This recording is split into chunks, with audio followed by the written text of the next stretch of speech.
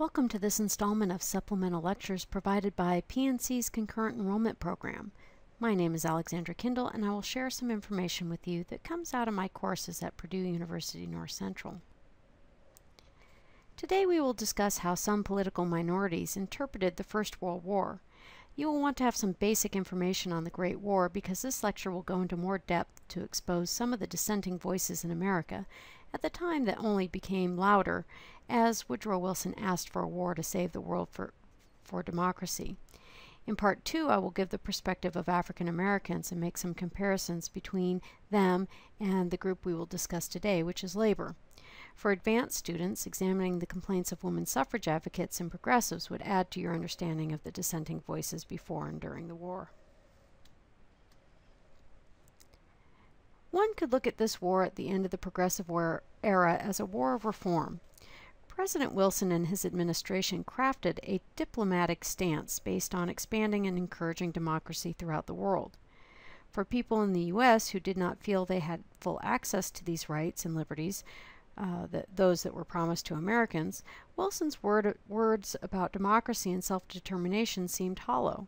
So to understand this, we need to look at the war from the perspective of the folks on the bottom, the working classes and African Americans. For these people, this was not a war with great potential, but more of the same, a rich white man's war and a poor man's fight. While President Wilson asked Americans to fight for liberty and democracy for the world, the Wilson administration worked diligently at curbing liberty of some of its own citizens. We will also discuss how socialists criticized the war and the consequences they faced. While we won't talk about women in this lecture, they presented Wilson with some of the most salient and remembered protests. For more information about their efforts to gain suffrage, please see the last installment in the Women's Suffrage Lecture series produced by myself. Here's one more image of women attacking Wilson's rhetoric. I will read the sign in case it's too small to read. President Wilson is deceiving the world when he appears as the prophet of democracy. President Wilson has opposed those who demand democracy for this country. He is responsible for the disenfranchisement of millions of Americans. We in America know this. The world will find him out. As we examine closely the issue of the working classes, we need to remember that there were others who did not approve of Wilson's actions. This goes a long way to explain why the Wilson administration promoted the benefits of the war and worked to silence the war's critics. So by the time the Progressive era rolled around, the world had become a playground for nations in search of resources and markets. Nation-states needed these things to drive their economies and outdo their neighbors. As my political science teacher in junior high said, nature abhors a vacuum, right? In this case, after America's Civil War, the Brits, Russians, the French, and the Proto-Germans went around carving up Africa, the Mediterranean, and the Balkans. We can also throw in the Ottoman Empire and Japan, and we see these folks competing over the Middle East and Asia. In this case, the vacuum, the places without power, were small, undeveloped countries that could not fight off the great power that came with size and industrialization. You can see this on the map. The yellow line indicates the widespread reach of the British Empire. The color coding on the right indicates the expansion of other nations as well. In the late 1890s, the U.S. was trying to get in the game. You probably talked about this as a part of the Gilded Age and Progressive era, especially relating to the diplomacy of Presidents McKinley, Roosevelt, and Taft. The United States went out to acquire its own territories, naval bases, and fueling stations. In the process, Americans mused on the irony of the former colonies gaining its own empire.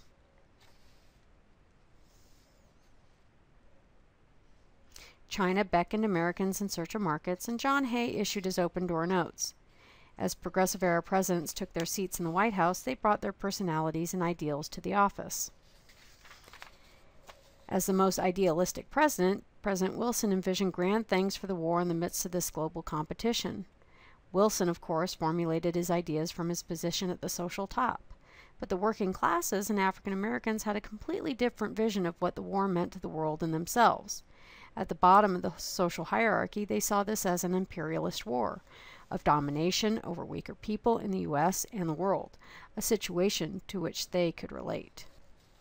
The Great War started for Europeans in 1914, and these folks had experienced all the labor strife concomitant with industrialization, but the war quieted all that. As nations, they were committed to the big, bad, ugly of it all because the war was close to home, and there would end up being 10 million dead in battle and 20 million dead because of hunger and disease. Historian Howard Zinn called this a pit of depth and deception because while soldiers volunteered and died in great numbers, or greater numbers than anyone had seen before, officials, both Axis and Ally, lied to their people about the losses on the battlefields and mutinies taking place in the trenches. These great human losses were not combined with great military victories, and little was gained in the stalemate of trench warfare. The U.S., of course, hid behind neutrality.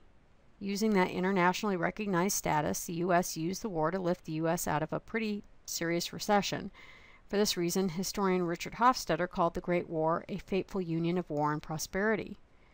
American manufacturers did sell goods to both sides, but because Woodrow Wilson allowed banks to loan money to the French and English, they were able to buy far more goods than the Germans.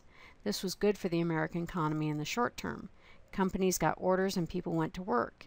U.S. Steel made $348 million in 1916 alone. There were enough jobs in industrial towns that it inspired the great migration of African Americans out of the South. By April 1917, U.S. businesses had sold more than $2 billion in goods to the Allies. Because of this war, the U.S. for the first time was becoming a creditor nation, with significant private investment in foreign markets. In 1897, foreign investments amounted to about $700 million. By 1914, those investments had grown to $3.5 billion. European war was good for American business. American businesses, in essence, were fueling empires doing battle over their rights to dominate others, over boundaries, colonies, and spheres of influence.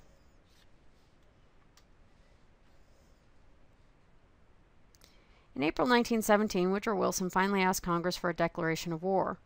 As we teach it in the survey courses generally, President Wilson could no longer uphold American neutrality against German aggression in the hope of democracy. The publication of the Zimmermann Note and Germany's use of unrestricted submarine warfare seemed to prove that Germans could not be trusted. For Congress and the American people who desperately wanted to stay out of European troubles, Wilson painted a dark picture of what inaction would bring the U.S. He explained how Germany ignored international law and civilized behavior. The present German submarine warfare against commerce is a warfare against mankind, is what Wilson said. The American people were staunchly isolationists, re-electing Wilson in part on his campaign promise to keep the U.S. out of war. But Wilson had cemented the economic ties that drew the U.S. into war.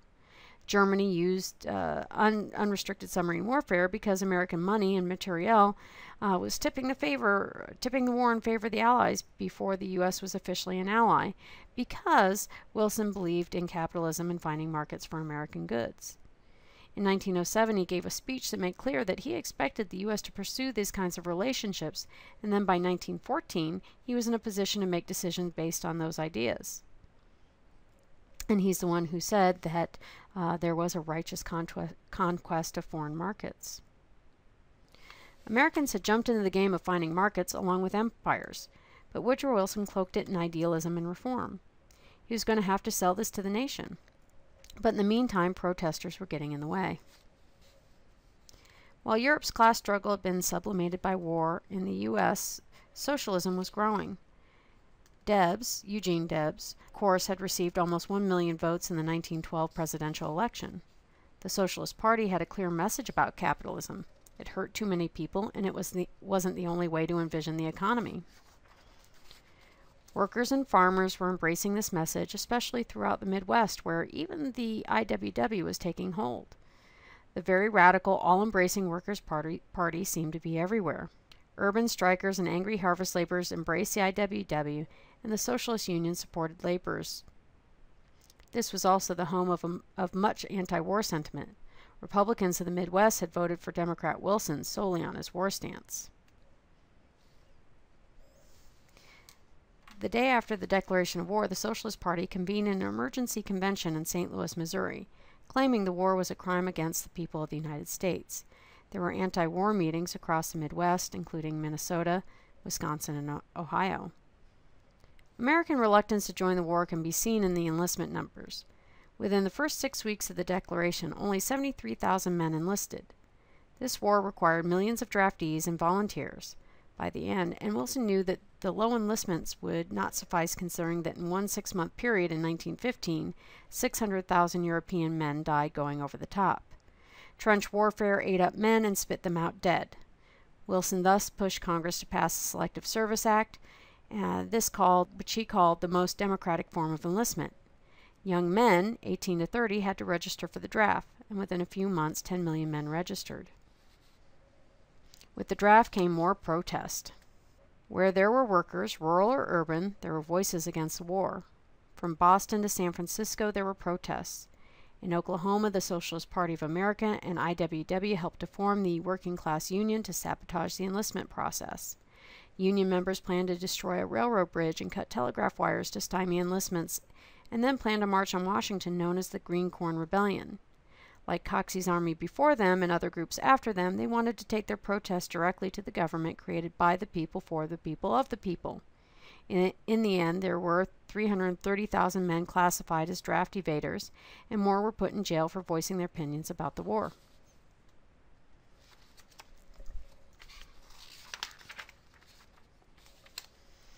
President Wilson promised America's physical and human resources to Europe's war, and he used government organizations to provide these to the Allies and create a unified country behind the war.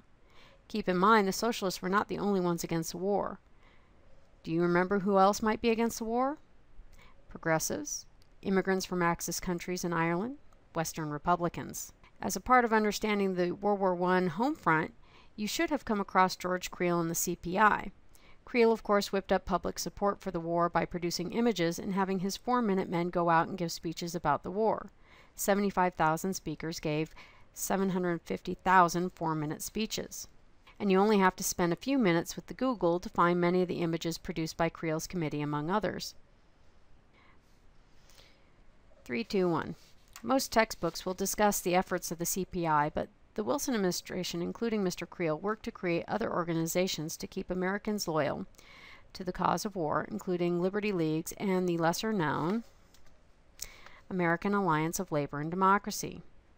George Creel of the CPI and other Wilson administration members helped to form the American Alliance and chose Samuel Gompers to head it.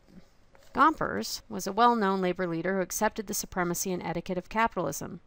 Branches in 164 cities were created to, quote, unify sentiment in the nation, end quote, for the war. Yet despite the labor leader's rubber stamp, the rank-and-file working class rejected its efforts. Workers, those most likely to be drafted, opposed the war.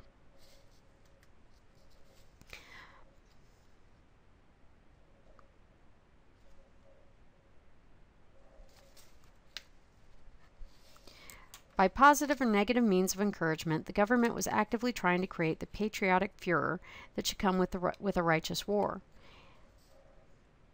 The most outspoken of the war's opponents came from the socialists. These folks threatened capitalism, were growing in power, and they had the best arguments against war. Wilson and the United States government pulled out all the stops. For most Americans, propaganda and a little fear-mongering was enough, but with the socialists, the government used full-out suppression. Probably the biggest problem with the socialists is that they were right. There was no way around it. The war was an imperialist war. Bigger, stronger countries struggled and then fought over their rights to dominate smaller, weaker countries in Asia and Africa for the benefit of the few. Socialists were talking about this before the war, and the government knew that. In 1916, when a bomb exploded at a Preparedness Day parade, 2 local radicals were rounded up and sent to prison for 20 years. For the socialists of the world, not just America, it was clear who benefited from imperialism: governments and businesses. And war meant the spoils of war would bring even greater wealth and power to the world's elite. Whether or not you disagree with socialism as a good form of government, the socialists' criticisms were a portrayal of the events that people at the time considered valid. If this were not true, the U.S. government would not have worked so hard to silence them. In the U.S., when President Wilson established various agencies and boards to run the nation's economy, he put bankers, railroad men, and industrialists at their heads.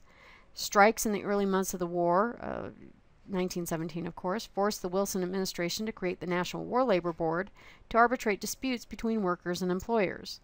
The Progressive Era reforms had brought major changes to the workplace, but workers still wanted the 8-hour day, better wages, and safer conditions across the board, not just in the industries that got the attention. Wilson and his men were willing to accept that for the sake of efficiency, businesses would have to meet many of the demands of the workers. But for those who spoke out explicitly against the war and Wilson's administration, the government was willing to go even further. Congress passed and Wilson signed the Espionage Act, which sounds good to any red-blooded American. No one likes spies. But there is a clause in the Act that provides for penalties up to 20 years in prison for whoever, when the United States is at war, shall willfully cause or attempt to cause insubordination, disloyalty, mutiny, or refusal of duty in the military or naval forces of the United States, or shall willfully obstruct recruiting or enlistment in the U.S. While it was unclear at the time how the Act would be used, it became clear that the Act was to be used to imprison Americans who spoke or wrote against the war. Not only does history prove this, it proved it quickly. 2 months after the law passed, a socialist named Charles Schenck became the first victim. He produced some leaflets that you can see here, denouncing the war and the draft law. He used his First Amendment right to free speech to demonstrate that the draft law violated the 13th Amendment's provision against involuntary servitude. He went on to say that the draft was a, quote, monstrous deed against humanity in the interests of the financiers of Wall Street. Whether his argument could be upheld did not matter. He was arrested, tried, and jailed. He only received 6 months in prison, and he was lucky since most violators of the law received more time. Schenck appealed, of course, based on the First Amendment. The Supreme Court was unimpressed with his version of the Constitution. Justice Oliver Wendell Holmes argued he did this to obstruct the draft law, and just like in the case of yelling fire in a room packed full of people, Schenck had no right to words that could, quote, create a clear and present danger, end quote, to the country as a whole. The law is still on the books. We haven't heard from Debs in a while. He chose not to run for president in 1916, but did run in the race for Congress in 1916. He wanted to be in a position to keep the nation neutral, and you have to admit, after losing 4 presidential races, it was time to change plans. But as his fellow socialists ended up in jail, he remained vociferous. In June 1918, he went to visit 3 socialists in Canton, Ohio, prison there for opposing the draft, and then went across the street and gave a 2-hour speech. Now that's commitment. It had to have been some speech, too, because the audience stayed, laughed, cried, and applauded for Debs. And you can see a picture of him giving the speech here and the people that showed up to hear him.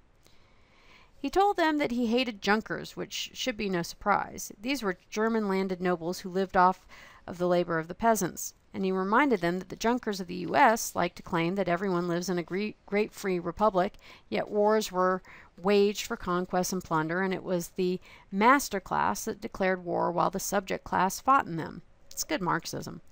There was, as I said, 2 hours of this.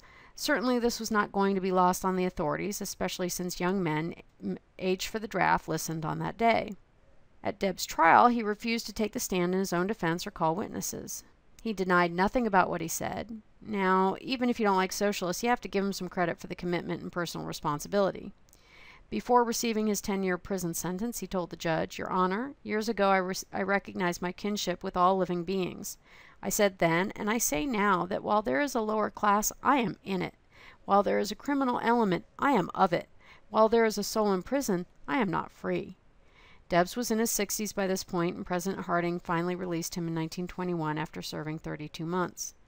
About 900 in total were sent to prison under the Espionage Act. Here you can see a cartoon about Debs running for president while in prison. Silencing the socialists served several purposes. They were the ticking time bomb in American politics, ready to obliterate the veil and let America see the class struggles as they did. In the meantime, progressives tried to reform the nation to dampen the blow of capitalism. It also eliminated a thorn in Wilson's side.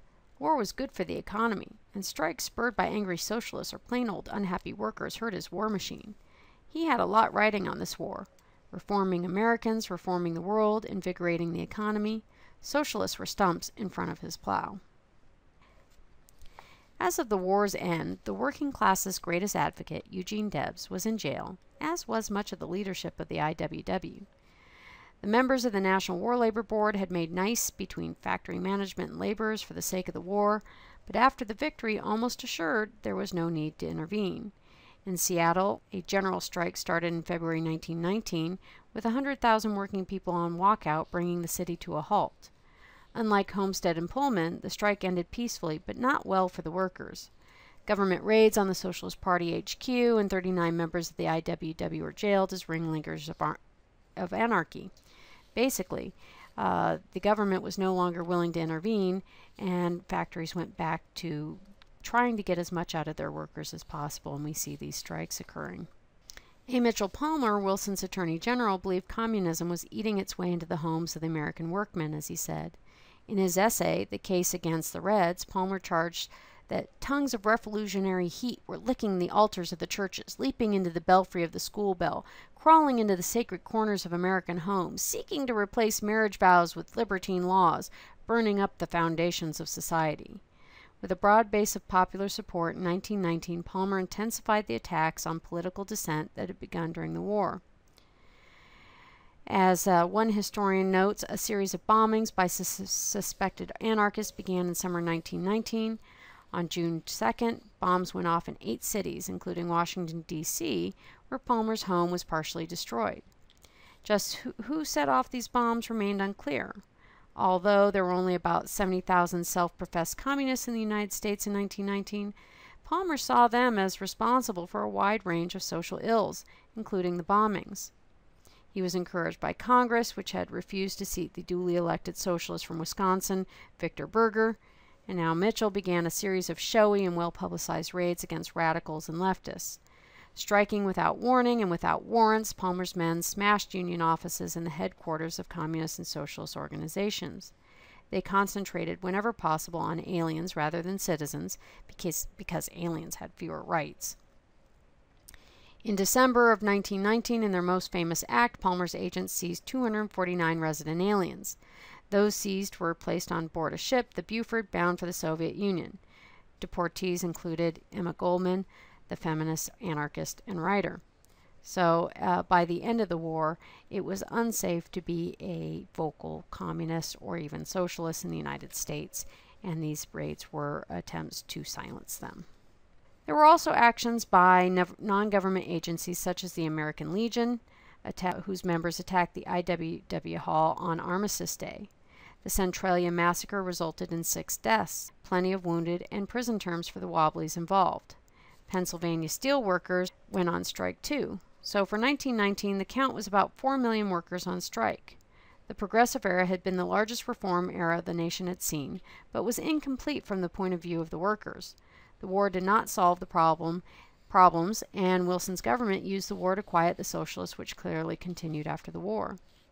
The question then is this: if 4 million workers were unhappy enough to strike after the major reform push, if people used the democratic system to get representatives that would help them into office, and if the government did everything it could for 40 years to help businesses and shush workers, what could workers do to help themselves?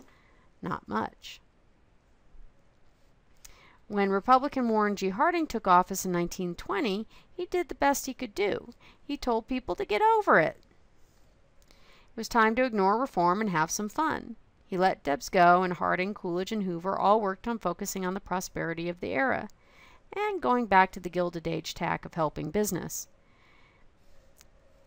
That's the end of part 1. Please continue this lecture in part 2. Thank you for joining me today. I hope this information will help you in your studies. We all hope to see you at PNC when you are done with your high school degree.